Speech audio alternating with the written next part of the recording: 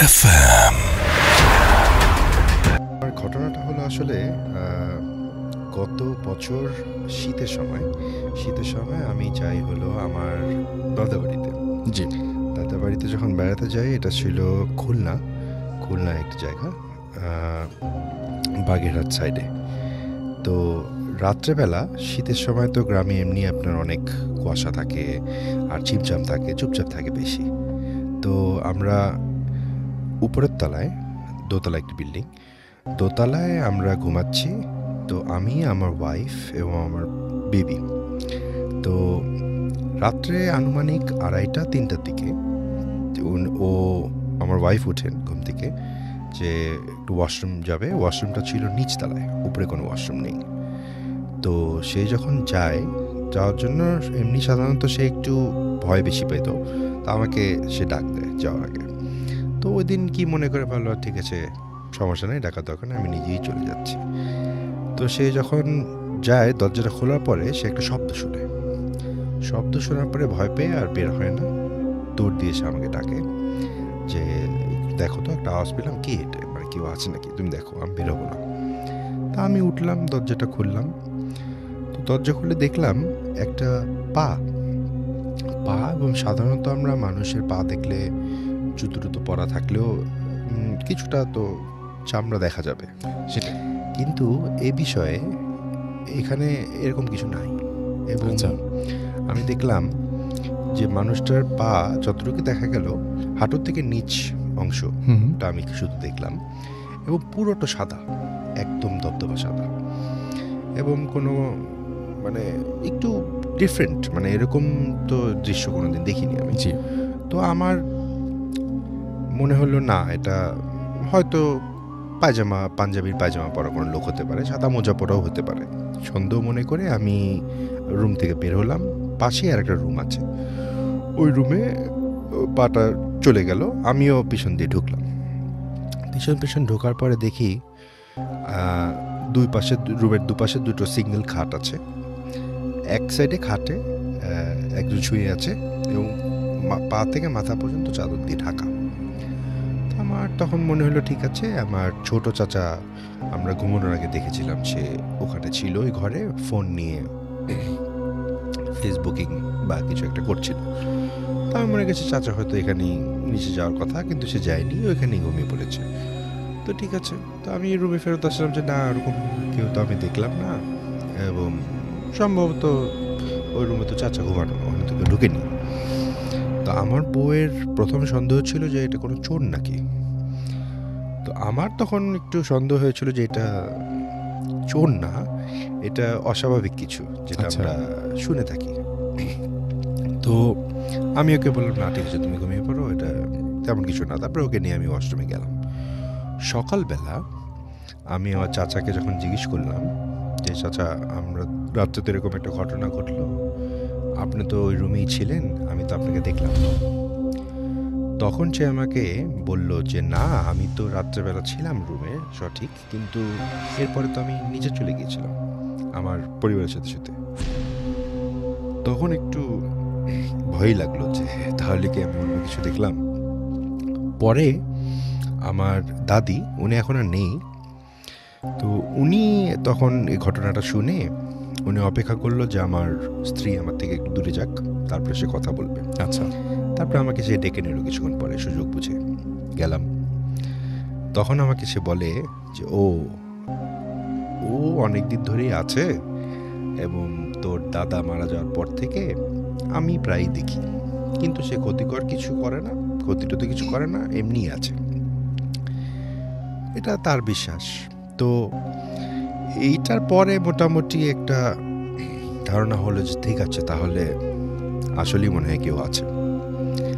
তারপরে ঢাকায় ফেরার পরে আমি আমার ওয়াইফকে বলি যে দাদির সাথে এই কথা হয়েছিল এবং চাচার সাথে এই কথা হয়েছিল। ও তো ভয়ে শেষ। আমারও ভয় ভীতি অবশ্য একটু কম, তবে এই অভিজ্ঞতার পরে একটু লেগেছিল যে আচ্ছা ঠিক আছে, এই আর কি ঘটনা। Thank you so much. আমাদের সঙ্গে আরও একজন অতিথি আছেন, এবং আচ্ছা আমরা তার কাছে পরে আসি, আমরা একটু আফনান ভাইয়ের কাছে আবারও ফিরে যাই, সেকেন্ড স্টোরিটা শুনবো আফনান ভাই আপনার কাছ থেকে, তারপরে আবারও ফিরে আসছি। থ্যাংক ইউ রাসেল ভাই। এবার যে সেকেন্ড স্টোরিটা শেয়ার করব, এটার সাথে আমি ইনভলভ আছি কিছুটা। আচ্ছা, তো অনেকদিন পরে আজকে মানে আমার মোটামুটি রিলেটেড একটা ঘটনা আজকে বলবো। রাসেল ভাই, সময়টা ছিল 2016 সালের একদম শেষ দিকে। তখন আমি এই আপনার ওয়ার্ল্ডের একটা রিনাউন্ড মাল্টিন্যাশনাল কোম্পানি, একটি কুরিয়ার কোম্পানিতে আমি চাকরি করতাম, সিনিয়র এক্সিকিউটিভ হিসেবে এয়ারপোর্টে আমি জব করতাম। আচ্ছা, তো তখন আমাদের ওই কোম্পানিটা তখন আবার আর একটা মাল্টিন্যাশনাল কোম্পানির সাথে মার্জ হয়ে যায়, মানে ওইটা কিনে নেয় আর কি। তো কিনে নেওয়ার ফলে যেটা হয়, মানে রেগুলার অনেক শিপমেন্ট আসতো। ওই শিপমেন্টগুলো আবার আমাদের যিনি এয়ারপোর্ট মানে যিনি ম্যানেজার ছিলেন, ওই স্যারকে আবার এগুলো অনেক কষ্ট করে আবার মানে হেড অফিসে গিয়ে মানে গুলশানে এসে এটা করতে হতো আর কি। তো একদিন যেটা হয় রাসেল ভাই, উনি গুলশানে আসেন, আসার পরে উনি কাজ যাই হোক করেন আর কি। কিন্তু আমি মাঝে মাঝে আসতাম, মানে আমাদের কাজ ওইভাবে এখানে ছিল না, হঠাৎ আসতাম জরুরি কোনো কাজ থাকলে। তবে এমনিতেই আমি একদিন আসি, নতুন অফিস দেখার জন্য আসি আর কি।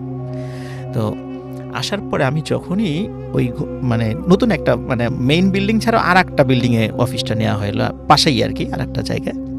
তো আমি যখনই রাসেল ভাই ঢুকি, পুরো বিল্ডিংটা এসি করা ছিল। আমি যখনই ঢুকি সিঁড়ির কাছ থেকে হঠাৎ করে আমার মনে হলো একটা গরম বাতাস আমাকে মানে সজোরে ধাক্কা দিল। তো আমি চিন্তা করলাম যে চারদিকে আটকানো এরকম গরম বাতাস বা এই টাইপের জিনিস আসার কথা না, তারপরে হতে পারে, হয়তো বা হতেই পারে, এই চিন্তা করলাম। তো আমি ভিতরে গেলাম, যাওয়ার পরে আমার এক কাজিন ছিল ওখানে জব করতো, তো ওর সাথে কথা টথা বলে আমি জিজ্ঞেস করলাম যে আসলে মানে ঢোকার সাথে সাথে এরকম একটা বিষয় হলো। তখন দেখলাম যে সবাই একে অন্যের দিকে মানে তাকাচ্ছে, মনে হলো যে ওরা কিছু লুকালো আর কি। আচ্ছা, তারপর যাই হোক আমি ওখান থেকে চলে আসি বাসায়।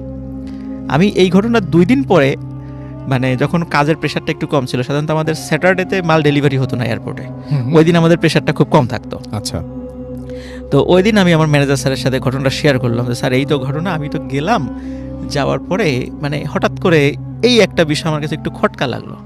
মানে আমি এমনিতেই আসলে শেয়ার করেছি ওনার সাথে। আচ্ছা, তখন রাসেল ভাই উনি ওনার এক্সপিরিয়েন্সটা শেয়ার করেন। তো উনি বললেন যে মানে 2 days ago, মানে 2 দিন আগে উনি ওই বেশ কিছু ডকুমেন্টস নিয়ে হেড অফিসে যান, যাওয়ার পরে কাজ শেষ করতে করতে অনেক রাত হয়ে যায়। তখন নতুন যে অফিসটা ছিল সেটা উপরতলায়, মানে দোতলা বিশিষ্ট একটা, মানে বাড়িটাই ছিল 2 তলা বিশিষ্ট বাড়ি। তো ওই উপরতলায় মানে গেস্ট রুম ছিল, যদি কোনো কারণে কোনো ডেলিগেটস আসে তাদেরকে থাকার ব্যবস্থাও সেখানে ছিল। তখন বলা হলো যে আপনি আজকে রাত্রে কষ্ট করে বাসায় যাওয়ার দরকার না, আপনি এখানেই থাকেন। তখন উনি সারাদিন অত্যন্ত মানে পরিশ্রম করেছেন, তো উনি সেখানে দ্রুত কাপড় চোপড় ছেড়ে দ্রুত মানে উনি শুয়ে পড়েন। শুয়ে পড়ার সাথে সাথে মানে উনি তখনও ঘুম আসে নাই, হঠাৎ করে উনি দেখেন যে একটি মানে মহিলা ওনার রুমের মধ্যে হাঁটাহাঁটি করছে। আচ্ছা, এবং শুধু মহিলা না, আবার দেখে একটা বাচ্চা বাইরের যে করিডোর আছে, দরজাটা খোলা ছিল, বাইরের করিডোর দিয়ে দৌড়াদৌড়ি করছে। আচ্ছা, তখন উনি জানতেন যে এখানে রাত্রে কেউ থাকে না, কিন্তু নিচে হয়তো বা ওই যে আমাদের যে নাইট গার্ড এরা থাকতে পারে। তখন চিন্তা করে যে এখানে মহিলা আসলো কোথা থেকে বা বাচ্চা আসলো কোথা থেকে, এটা তো আসলে ইম্পসিবল। তখন উনি যখন লাইট জ্বালালেন দেখেন কিছুই নেই। উনি আবার নিচে গেলেন, নিচে যাওয়ার পরে যেখানে নাইট গার্ড ছিল অফিসের, তো বললো যে এখানে কি কোনো মহিলা বা বাচ্চা আপনারা দেখেছেন বা এখানে কেউ থাকে? তখন আর কি ওরা বলেন যে না, তো এখানে কেউ থাকে না, এরকম তো কেউ থাকে না, আপনি হয়তো ভুল দেখেছেন, আপনি করেন, আপনি গিয়ে শুয়ে পড়েন বাসায়, মানে উপরে গিয়ে শুয়ে পড়েন। উনি শুয়ে পড়েন রাসেল ভাই। এরপরে মানে ঘটনাটা আরও মারাত্মক। জি, উনি দেখছিলেন এরপরে ওনার রুমের মধ্যে একটি মহিলা এবং একটি বাচ্চা দুজনেই গলায় ফাঁস লাগিয়ে ঝুলছে। এই দৃশ্য দেখার পরে আসলে রাসেল ভাই উনি যেই ড্রেসেই ছিলেন মানে দৌড়ে নিচে নেমে আসেন এবং দারোয়ানকে বলেন, তো আসলে বলেন তো ঘটনাটা কি? তখন ওরা বলে যে স্যার আপনি কি কিছু দেখেছেন? বলে যে হ্যাঁ আমি দেখেছি। তখন বলে যে স্যার মানে এখানে একটু সমস্যা আছে। তখন উনি সাথে সাথে অফিসের এমডি সাহেব স্যারকে ফোন করার বলে উনি বলেন যে স্যার আমি এখানে আর 1 সেকেন্ডও থাকবো না, আপনি যেভাবে হোক রাত্রে আমাকে পাঠিয়ে দেওয়ার ব্যবস্থা করেন। তখন এমডি স্যার ওই রাত 3টা সাড়ে 3টার দিকে গাড়ি পাঠিয়ে, ওনার বাসা ছিল উত্তরা তখন ম্যানেজার স্যারের, তখন তাকে ওখানে পাঠিয়ে দেন রাসেল ভাই।